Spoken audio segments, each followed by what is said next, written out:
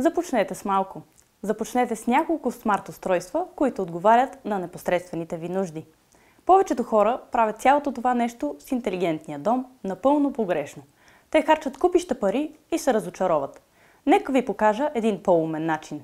Днес искам да ви разкажа нещо важно, ако се интересувате от възможностите, които предлага интелигентния дом. Вижте, една пълноценна интелигентна къща с всички предимства е страхотна. За някои. Но ето каква е работата. Много хора се хвърлят с твърде големи цели и очаквания и в крайна сметка се оказват разочаровани или разорени. Вместо това можете да направите нещата просто и ефективно. Вероятно сте като повечето хора.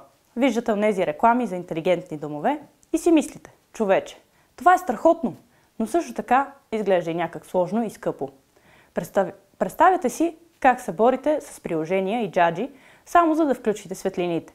Притеснявате се, че всичко това ще изяде бюджета ви, когато просто искате малко повече удобство.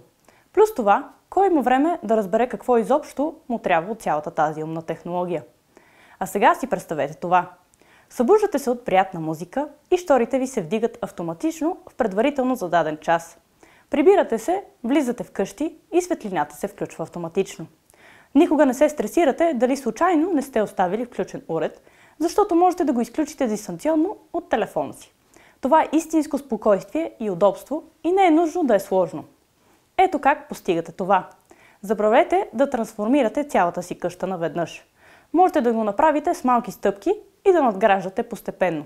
Съсредоточете се върху няколко неща, които ви се струват най-полезни за вас или пък се справят с неприятните проблеми, които имате всеки ден. Нека направим това реално с няколко примера. Винаги губите ключовете си. Вземете интелигентно устройство за проследяване на вашия ключодържател. Проблемът е решен. Притеснявате се, че вашия тинейджър оставя гаража отворен. Интелигентният сензор ви изпраща сигнал по всяко време. Сметката за ток скача до небето. Интелигентният термостат научава вашите навици и автоматично пести енергия. Схващате ли идеята? Не става въпрос за фантазия, а за насочване към нещата, които подобряват живота ви в момента. Това е интелигентният начин да направите умен дом. Искате още идеи и съвети за домашна автоматизация? Със сигурност да. Не забравяйте да ни последвате и да се абонирате за нашия YouTube канал. Оставете вашия коментар и нека поговорим за малките промени, които ще направят голяма разлика за вас.